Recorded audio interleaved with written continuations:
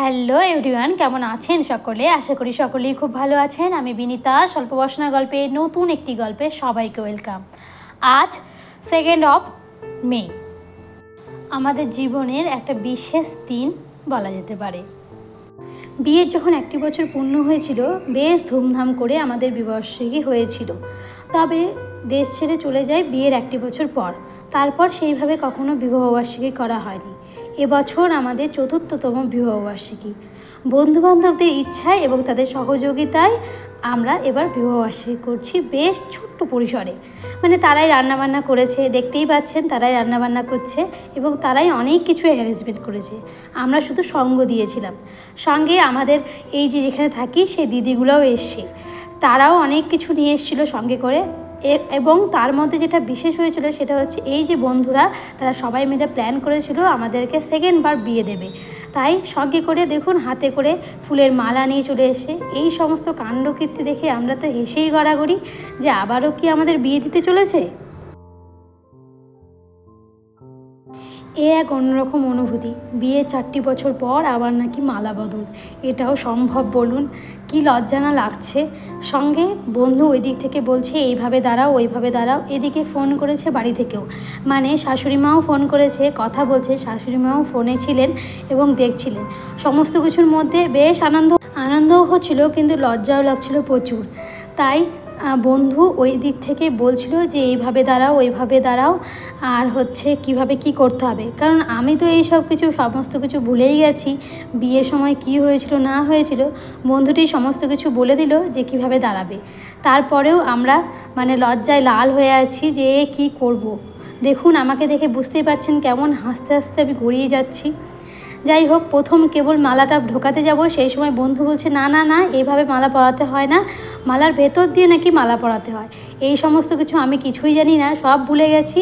তারপর শুরু হলো আমাদের মালা বদল। জানি না কীরকম লাগছে, তবে আমার বেশ লজ্জা লাগছিল।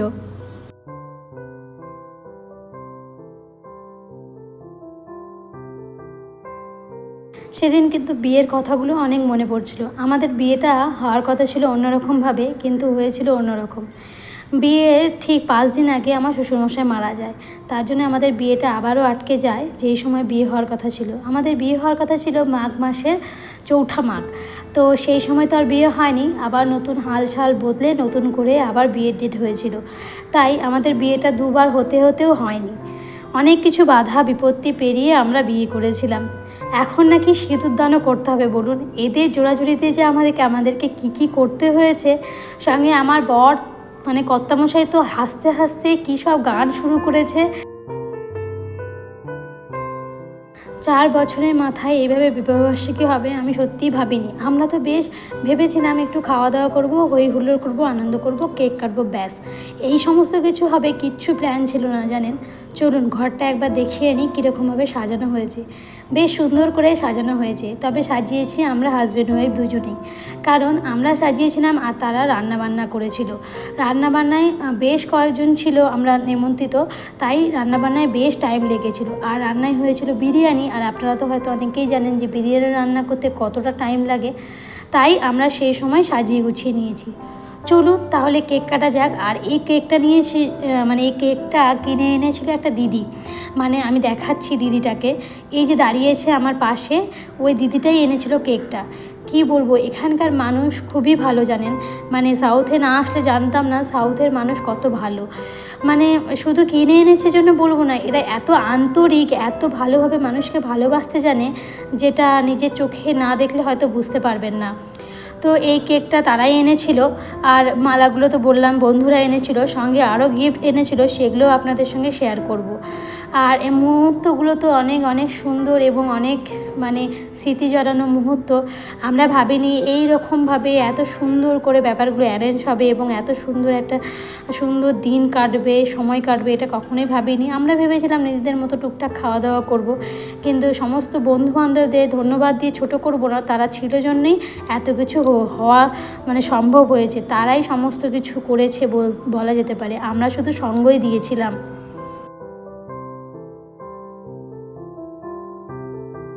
আমাদের দুজনের সাজ কেমন হয়েছে বলবেন কিন্তু কমেন্টে। আমি যে শাড়িটা পরেছি সেটা প্রতীক আমাকে কিনে দিয়েছিল আমার জন্মদিনে, আর ও যেটা পরে আছে সেটা আমি বিবাহবার্ষিকীতে গিফট করেছি ওকে। এখানে সমস্ত বন্ধুবান্ধব দাঁড়িয়ে হাসাহাসি করছিল যে আমি একা একা কেক খেয়ে নিয়েছি, ও আমাকে কেক খাওয়ায়নি। ও আমাকে কেক খাইয়েছিল, তারপরেও যে কেকটা ছিল সেটা আমি খুব টেস্ট লেগেছিলো, খেয়ে নিয়েছিলাম। এই গিফটটা নিয়ে সে এই যে দাঁড়িয়ে আছে তার মা, তাকেও দেখাচ্ছি। তো ওনারা একটা সুন্দর ফটো ফ্রেম নিয়ে এসছে, সেটাও আপনাদের কাছে দেখাবো। আর সঙ্গে আমাদের যে বন্ধুরা ছিল তারা একটা ঘড়ি দিয়েছিল। খুব সুন্দর সুন্দর গিফট, অসাধারণ লেগেছে সবার গিফট, খুব ভালো লেগেছে। দেখুন কি সুন্দর না ফটো ফ্রেমটা, দারুণ। কিছুদিন আগেই একটা দিদি পাশে যে দিদিটা দাঁড়িয়েছিল তারই মেয়ের বিয়েতে গিয়ে এই ছবিগুলো তোলা হয়েছিল, তো সেখান থেকে একটা ফটো বাঁধিয়ে এনেছিল। আর এই যে ঘড়িটা খুলছে প্রতীক, সেইটাই বন্ধুরা দিয়েছিল। এখন সবাই মিলে খেতে বসেছি। স্যাম এনেছিল 2টো বড় বড় পিৎজা, বেশ টেস্টি ছিল। আর এখানে বিরিয়ানি বাড়া হচ্ছে, সবার খাওয়া দাওয়া কমপ্লিট, শুধু আমাদের বন্ধু বান্ধবদেরই খাওয়া দাওয়া কমপ্লিট হয়নি, সবাই চলে গেছে। এখন আমরা দেখছি যে কে কী গিফট দিয়েছে এবং আপনাদের সঙ্গে শেয়ার করছি।